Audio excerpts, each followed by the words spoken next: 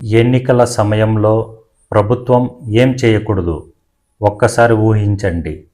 ఒక రాష్ట్రంలో ఎన్నికలు దగ్గర పడుతున్నాయి. అప్పుడే ప్రభుత్వం ఒక కొత్త ప్రాజెక్టు ప్రకటించింది. మరో కొత్త రోడ్డుకి ఫౌండేషన్ స్టోన్ వేసింది. ప్రజలకు కొత్త హామీ ఇచ్చింది. గవర్నమెంట్ అడ్వర్టైజ్మెంట్లో ముఖ్యమంత్రి మంత్రుల ఫోటోలు కనిపిస్తున్నాయి. అప్పుడు ఒక ప్రశ్న వస్తుంది.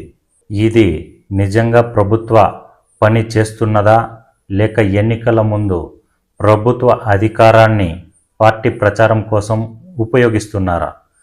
ఇక్కడే మోడల్ కోడ్ ఆఫ్ కండక్ట్ అనే విషయం చాలా ముఖ్యమవుతుంది. అసలు ఎన్నికలు ప్రకటించిన తరువాత ప్రభుత్వం ఏం చేయవచ్చు, ఏం చేయకూడదు, అధికార పార్టీ కార్యకర్తలు ఎలా వ్యవహరించాలి, ప్రజలు ఏం గమనించాలి, ఈ విషయాలు ప్రతి ఓటర్ తెలుసుకోవాలి. ముందుగా ఒక విషయం క్లియర్గా తెలుసుకుందాం. మోడల్ కోడ్ ఆఫ్ కండక్ట్ అంటే సాధారణ రోజులలో ప్రభుత్వం చేసే ప్రతి పనిని ఆపేయడం కాదు. ఎన్నికల ప్రక్రియ ఫ్రీ అండ్ ఫెయిర్గా జరగడానికి పొలిటికల్ పార్టీస్, క్యాండిడేట్స్, అధికారంలో ఉన్న ప్రభుత్వం ఎలా వ్యవహరించాలి అనే గైడ్లైన్స్. ఎలక్షన్ కమిషన్ ఎన్నికల షెడ్యూల్ ప్రకటించినప్పుడు సంబంధిత ప్రాంతాలలో ఎంసీసీ అమల్లోకి వస్తుంది. 2026లో కూడా ఎన్నికల షెడ్యూల్ ప్రకటించిన వెంటనే సంబంధిత రాష్ట్రాలలో ఎంసీసీ అమల్లోకి వచ్చినట్లు ఈసీఐ ప్రకటించింది. అంటే ఎన్నికలు వస్తున్నాయి కాబట్టి ప్రభుత్వం పని చేయకూడదు అని కాదు. కానీ ప్రభుత్వ అధికారాన్ని ఉపయోగించి ఎన్నికల్లో ఒక పార్టీకి అన్ఫెయిర్ అడ్వాంటేజ్ ఇవ్వకూడదు. ఇది చాలా ముఖ్యమైన point.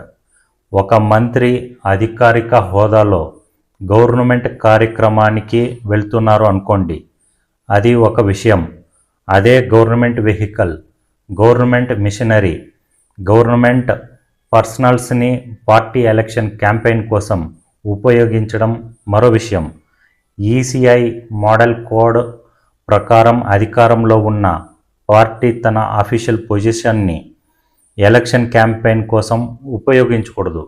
Government transport, vehicles, machinery, పర్సనల్స్ని అధికారాన్ని బట్టి ప్రయోజనం కోసం ఎన్నికల ప్రచారంలో ఉపయోగించకూడదని ఎంసీసీ స్పష్టంగా చెబుతోంది.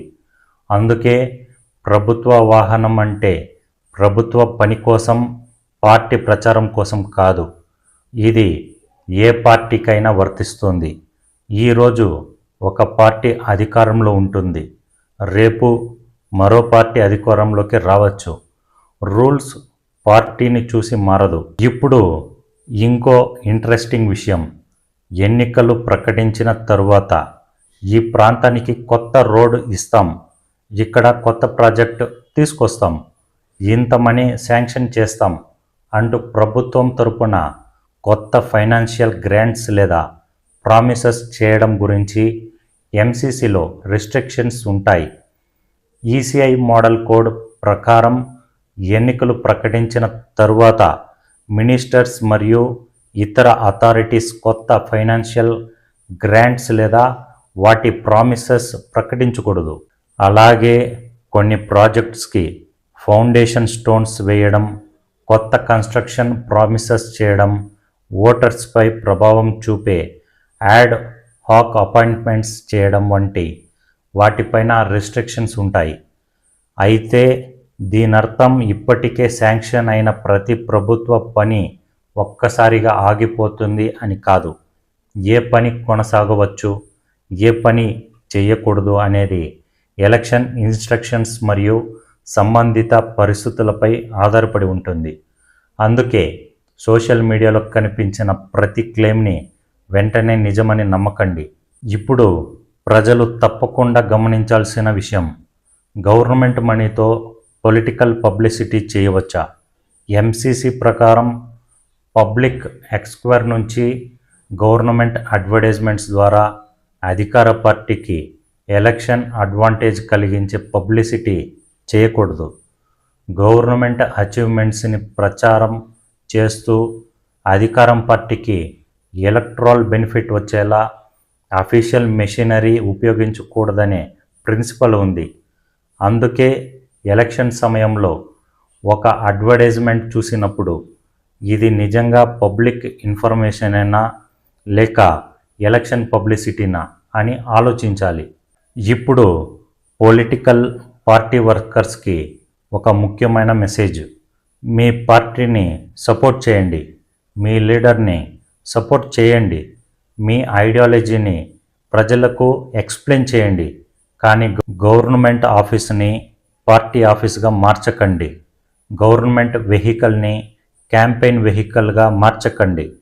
గవర్నమెంట్ స్టాఫ్ని పార్టీ క్యాంపెయిన్లలో ఉపయోగించకండి. అపోజిషన్ పార్టీ మీటింగ్స్కి డిస్టర్బెన్స్ చేయకండి. అన్వెరిఫైడ్ అలిగేషన్స్తో సోషల్ మీడియా క్యాంపెయిన్ చేయకండి.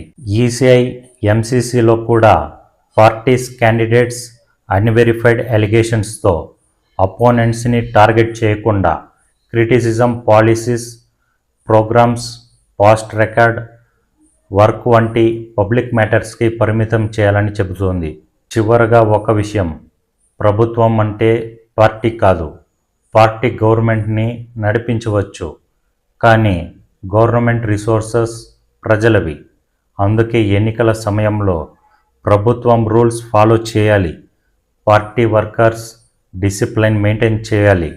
అపోజిషన్ ఫ్యాక్ట్స్తో క్వశ్చన్ చేయాలి. ప్రజలు ఫ్యాక్ట్స్ వెరిఫై చేసి ఓట్స్ వేయాలి. మీకు ఏ పార్టీ నచ్చినా నచ్చకపోయినా రూల్ మాత్రం అందరికీ ఒకటే.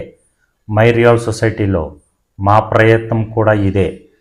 ఎవరి పార్టీకి అనుకూలంగా కాదు, ప్రజలకు ఉపయోగపడే రూల్స్, రైట్స్, రెస్పాన్సిబిలిటీస్ సింపుల్గా అర్థమయ్యేలా చెప్పడం. ఈ వీడియో యూస్ఫుల్ అనిపిస్తే ప్రతి పొలిటికల్ వర్కర్కి షేర్ చేయండి. ఇలాంటి పబ్లిక్ అవేర్నెస్ కంటెంట్స్ కోసం మై రియల్ సొసైటీ ఛానల్ని సబ్స్క్రైబ్ చేసుకోండి. జై హింద్.